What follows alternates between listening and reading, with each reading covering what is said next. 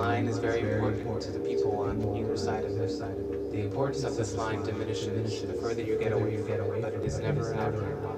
There are similar lines around our They planet. create boundaries of culture, Ideas, governance. and laws. Sometimes they follow natural obstacles. Features of our landscape. We are right now between two lines, one in the middle of a lake, one in the middle of a river. Sometimes when the land does not offer an obstacle, people make a river is split in two. A city is divided. People made this line. People became divided.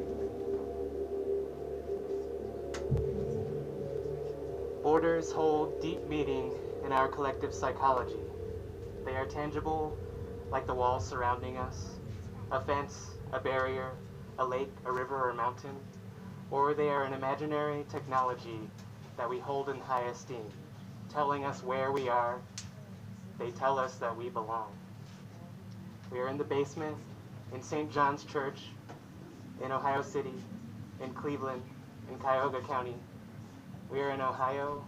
We are in the United States of America, North America, Earth. We don't choose what side of the line we're born on. We get lucky or we get unlucky. We live within the lines, outside the lines.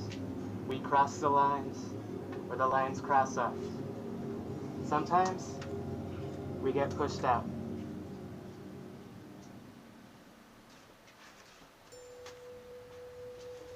I don't think this is my face.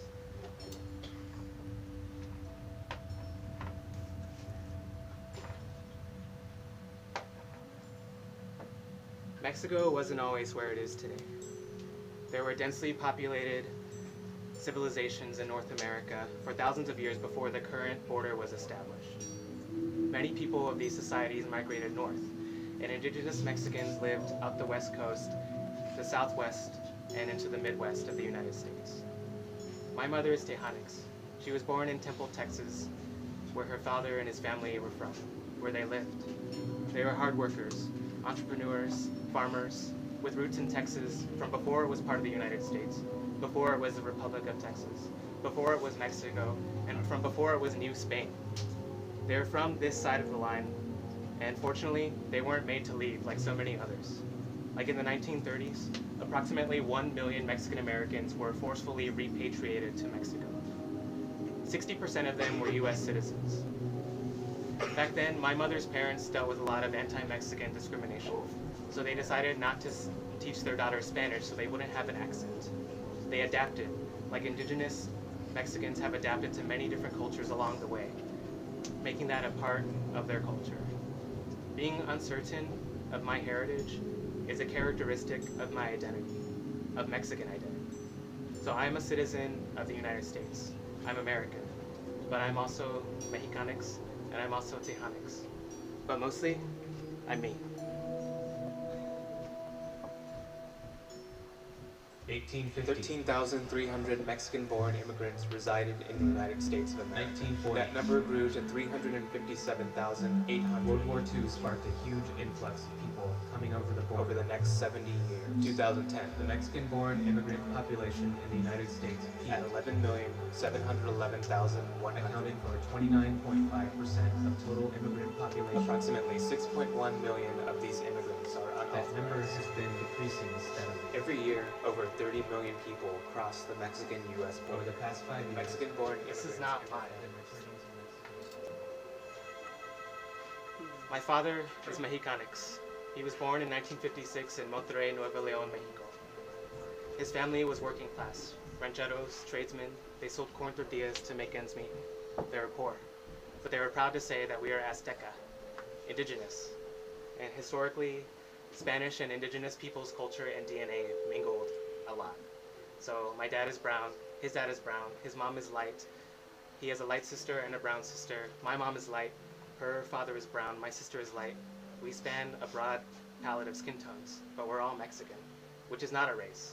And Chicano and Hispanic or Latino or indigenous is not a race. So in 1961, my father's father moved to San Antonio, and he worked to move the rest of his family up to the US. They and many other Mexican-born immigrants brought many aspects of their culture with them, like food, entertainment, and religion.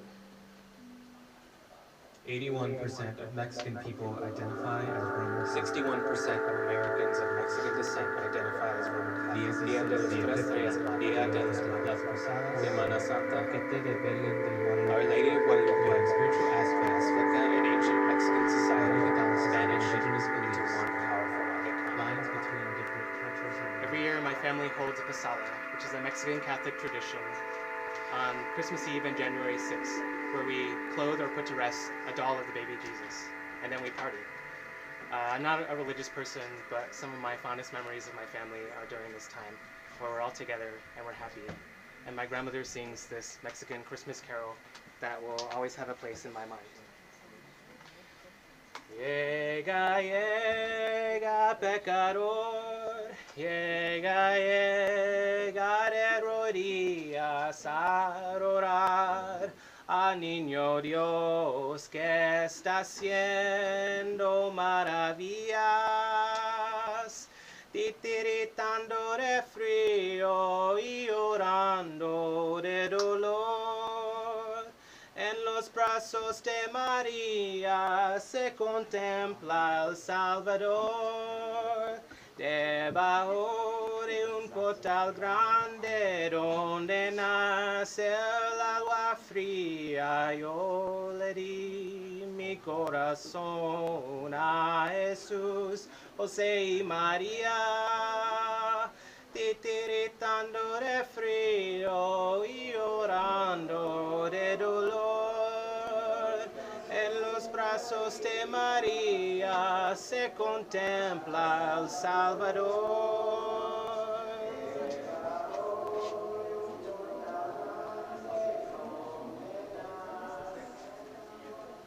Latinos served in the U.S. military extra forces were required. dating back to the Civil War, World War II created many job opportunities for housing an Mexicans influx of into the immigrants. United States. Approximately 500,000 Mexican Fought Americans in World War II. serving in the armed forces did not relieve racial Against discrimination. Mexican Americans, Today, approximately 65,000 immigrants in the armed forces 44,000 are naturalized citizens, foreign-born immigrants. represent 5% of all active duty personnel. 8% of active duty naval personnel are foreign. Mexican immigrants make up 4.7% of active duty In military, 2002, an executive order made non-citizen members of the armed forces eligible for expedited U.S. more citizenship, than 37,250 immigrant service members have become U.S. citizens. September 2001. 111 armed servicemen. My dad served in the United States Navy for 20 years. He, like so many other Latinx immigrants, were targeted for recruitment and saw opportunity for financial stability and prosperity in serving the armed forces. Many people in my family served in the military, whether through a draft or voluntarily. They fought in wars, they fought for us. Fortunately, none of my relatives were killed in action, but that doesn't mean they were not harmed. Now, my father has a master's degree and teaches robotics and industrial technology in a high school. John Adams said, "I must study politics and war, that our sons would study mathematics and science, that their sons would have the right to study the arts." So our family has grown from laborers to soldiers, and now artists and educators. There are just laws and there are unjust laws. An unjust law is no law at all. One who breaks an unjust law Do it openly and lovingly. Jails at the local level. undocumented immigrant Federal will government. take the bill. Inmates can be passed to different locations without any notice to family Then members. to expedited deportation. Handling unauthorized immigrants in this way, It's a revenue stream for the prison system and is a violation of international human rights. inmates are unable to communicate with embassy Or notify officials. family members, but they are They rapidly disappear. disappearing. Approximately 300 U.S. Including jurisdictions cities, counties, and states. have adopted sanctuary Laws, ordinances, regulations, resolutions, policies, or other practices that obstruct immigration shield enforcement. immigrants from U.S. immigration and customs enforcement, imposing conditions on detainer acceptance, denying ICE access to interview incarcerated unauthorized immigrants Over 800 who are congregations serving as sanctuary for undocumented in the immigrants. United States.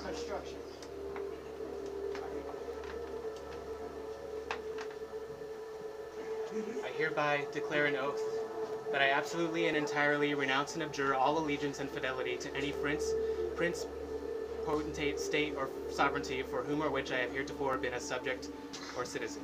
That I will support and defend the Constitution and laws of the United States of America against all enemies, foreign and domestic. That I will bear true faith and allegiance to the same. that I will bear arms on behalf of the United States when required by the law, that I will perform non-combatant service in armed forces of the United States when required by the law, that I will perform work of national importance under civilian direction when required by the law, and that I take this obligation freely without any mental reservation or purpose of evasion, so help me God. This is the oath that immigrants are required to make when becoming U.S. citizens. Most people born here never say anything like this or ever even heard of it.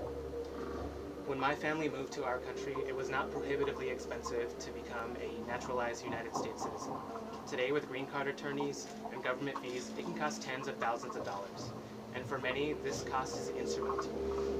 When people cannot prosper in their country of origin, they will leave to make their lives better.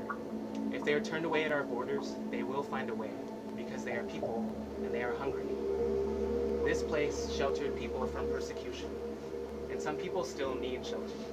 Good people, men, women, and children, who are being threatened with deportation, expelling them from their lives and families. A person is not inherently illegal. All we have to do is let them be here. I would not exist if my grandfather was not allowed to stay in our country and thrive. We are all people.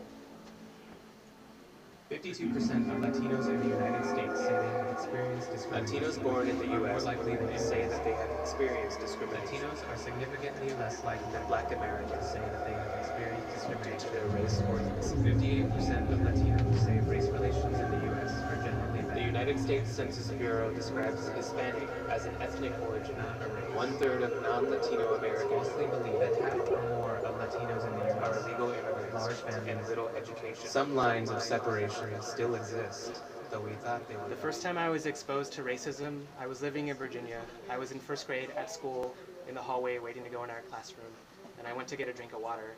And when I came back, some of my friends pointed at me and said, "Ew!" I didn't know what they were talking about. So when I asked them, they said, "You use the water fountain after a black person." So obviously I knew people had different skin color, but it never occurred to me that that meant that they were seen as different or lesser or seen as disgusting, and I was shocked. And it's sad because those kids probably heard that talk from their parents, and they probably all still feel the same way. When we moved back to San Antonio, I didn't feel like a minority because I wasn't one. It's a huge city with a Latinx majority population, and my parents didn't press my siblings and I to learn about our heritage, and honestly I wasn't really that interested in it. So I never learned Spanish, and we weren't taught when we were kids because my mom wasn't fluent and my dad was away in the Navy. And a lot of Mexican Americans might see me as less Mexican because of that. But my Mexicanness, my Mexicanidad, it's here, and it was there, but it was in the background. And it took me a long time to understand that I am seen as different in the eyes of our macro culture. And some people might see me as lesser or as disgusting. And people ask me, "Where are you from?" And I say Cleveland or the West Side. And then they try to get a little more specific. They ask what country I'm from, and I get to say the United States of America. And then they ask what they really wanted to ask, which is what's your ethnicity? And I always want to say, how is that information relevant to our interaction in any way? But normally I just say, well, I'm Mexican, but I was born in the US, but it's okay because I was raised by TV just like all of us Americans were. But that question, what's your ethnicity? It's just like a way of identifying how we're different from each other, or like they're trying to figure out how to rank me, which is frustrating because that shouldn't matter anymore, but it still does.